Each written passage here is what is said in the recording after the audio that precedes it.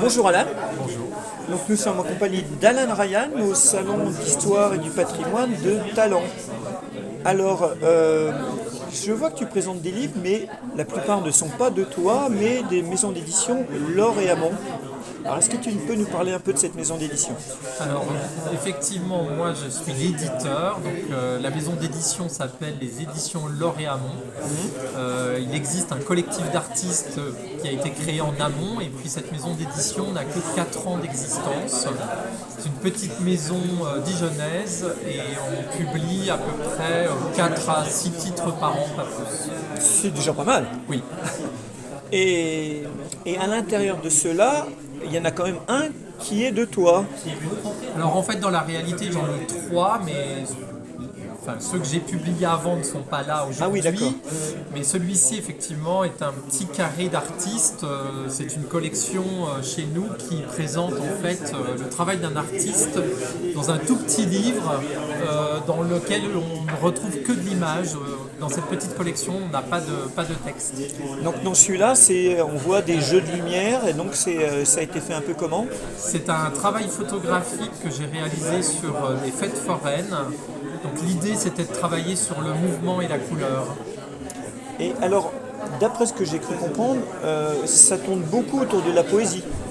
On a une collection à l'horizontale qui regroupe des textes poétiques, donc du texte court illustré. Et il est vrai que pour l'heure, je crois que c'est la collection où on a le plus de titres. D'accord. Après, on a également une collection à la verticale qui accueille déjà un texte long, et on aura du roman prochainement. Du roman? Oui, on aura du roman. En vertical? Oui. Ah, c'est original. Oui. Et puis on a une nouvelle collection qui est un grand carré dans lequel on trouve de la poésie illustrée, mais sur un format où on peut déployer un peu plus d'images. Alors pourquoi justement ce travail sur le format? Parce que c'est que des formats atypiques. Alors effectivement, notre ligne éditoriale, au-delà de ce que je viens d'expliquer, elle est dans le format. C'est-à-dire qu'on est parti d'un grand carré 20 par 20. Dans ce grand carré 20 par 20, vous mettez 4 petits carrés 10 par 10. Vous mettez 2 formats à l'horizontale, texte poétique, et vous pouvez mettre 2 formats à la verticale, texte long. L'idée dès le départ étant que nous allons sortir bientôt une box cartonnée façonnée de 20 par 20 dans laquelle les gens pourront mélanger les livres et faire leur petite collection. On a créé cette maison qui est très visuelle dans l'idée de collectionner aussi des livres. Oui, chaque livre est un bel objet en lui-même, quoi. On travaille de façon artisanale sur l'idée de beaux livres, oui, et toujours illustrés. D'accord. Et pourquoi, comment est venue cette idée justement de créer ces livres avec des formats étonnants et ces contenus aussi étonnants, que ce soit des jeux de lumière ou des graphismes un peu bizarres comme ce que fait Fred Blin, ou des poésies? Alors, avec Mathieu Louvrier, on est donc 2 éditeurs. On est issus du collectif d'artistes Laure et Hamon, et nous sommes des artistes qui avons beaucoup travaillé dans l'art visuel. Mathieu Louvrier est peintre, illustrateur. Donc on a à cœur à la fois les visuels, et quand on a créé la maison d'édition, on voulait justement un jeu de format, justement. Donc on a beaucoup travaillé sur l'idée des formats, on a recherché ce qui serait original, des formats qu'on ne voit pas trop habituellement. Et puis après, on a passé 3 mois à aller toucher du papier chez les imprimeurs, parce que on est à la base des amoureux du livre. On est assez collectionneur en termes de livres, et on voulait aussi des livres avec un beau papier. Oui, parce qu'il faut rappeler aux gens qui ne te connaîtraient pas encore que tu es chanteur aussi. Alors moi, je suis auteur, compositeur, interprète, chanteur en Bourgogne, mais depuis 30 ans déjà, et puis metteur en scène de théâtre également. Ah, metteur en scène de théâtre aussi, oui, ça j'ignorais. Et donc, est-ce que justement ça a un lien avec le fait de te lancer dans l'édition? Non, enfin pas directement, si ce n'est que depuis toujours le livre fait partie de ma vie et je crois que même d'ailleurs je pourrais dire que moi le livre c'est quelque chose qui m'a entre guillemets sauvé, qui m'a permis d'aller vers la culture, qui m'a permis d'apprendre, de connaître, voilà, donc c'est très important pour moi. Et puis j'ai travaillé pendant de nombreuses années avec d'autres maisons d'édition où là j'ai beaucoup appris également. Alors, pourquoi tu dis sauver? Sauver de quoi? Si c'est pas indiscret. Sauvé alors peut-être que c'est un peu excessif, mais sauvé moi je viens d'un milieu social où la culture n'était pas forcément présente, où les livres n'étaient pas forcément présents et grâce par exemple à un professeur de français à l'école qui m'a donné l'amour du livre, la passion du texte déjà, à l'âge de 14-15 ans je me suis mis à écrire. Peut-on citer son nom? C'est toujours bien de rendre à ces professeurs qui éclairent la vie de certains de leurs élèves. Je trouve que c'est bien de leur rendre hommage. Donc, il s'appelait? C'était Chantal Massuel, Donc, une dame. qui était quelqu'un passionné de livres également, qui m'a transmis ça. Et c'est vrai que moi, ça m'a permis d'apprendre, d'avoir des connaissances, de me mettre à la lecture et puis à l'écriture à l'époque.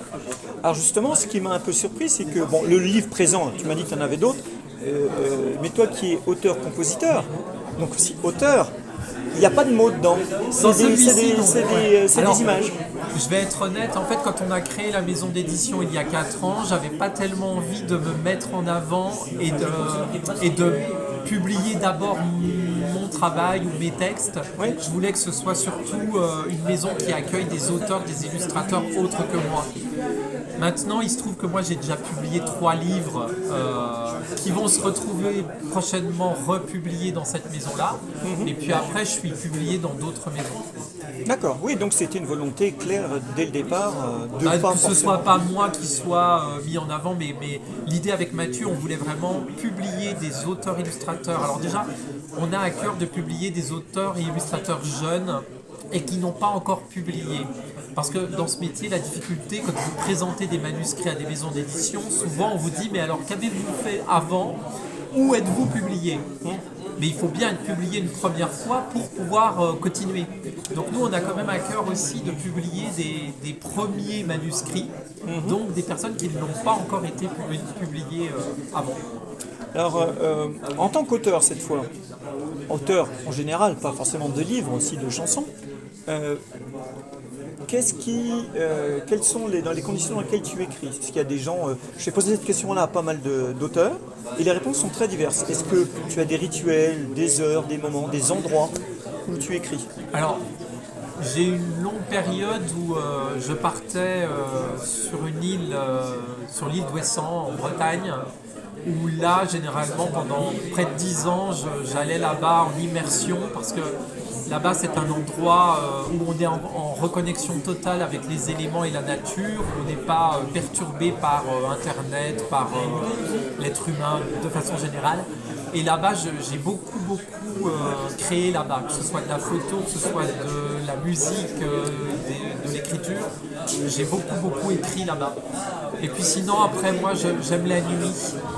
J'aime vraiment la nuit parce que c'est un autre climat, on sait qu'on n'est pas dérangé. Et je sais pas, j'ai l'impression que la nuit, tout s'ouvre. Moi, je suis plutôt un être au départ de la nuit, donc j'ai passé beaucoup de temps dans ma vie à plutôt vivre la nuit, donc à créer la nuit aussi. D'accord. La nuit, j'ai l'impression que c'est un endroit qui est assez propice pour les chanteurs. Oui. Les chanteurs sont souvent proches de la nuit. Oui, c'est vrai, mais parce que je crois qu'il y a un climat, quelque chose qui est propice déjà à partir, à créer. Est-ce qu'il n'y a pas aussi une façon de se cacher quelque part? Peut-être. Moi, j'aime bien l'idée d'ailleurs. Ouais, tout à fait. Parce que d'ailleurs, c'est pareil. Moi, ce que j'ai entendu, je ne suis pas très impliqué dans le milieu des acteurs, mais que beaucoup d'acteurs sont très timides et qu'en fait, ils se cachent derrière leur rôle. Et les chanteurs, ça peut être aussi pareil, ils se cachent derrière leur texte. Mais moi, je dis souvent, quand on me pose des questions sur mon travail de chanteur et de personne qui fait des concerts, moi, je suis souvent terrifié de me mettre dans la lumière en fait. Et souvent je dis quand je vais vieillir davantage, peut-être que je reviendrai vers l'ombre. Et moi l'idée par exemple de passer à partir d'un moment à écrire dans l'ombre et de ne plus être sous les projecteurs, ça me va très bien. Ouais. Oui, après, forcément, quand on n'est pas mondialement connu, on est obligé de se mettre un peu en avant sur des salons, Oui.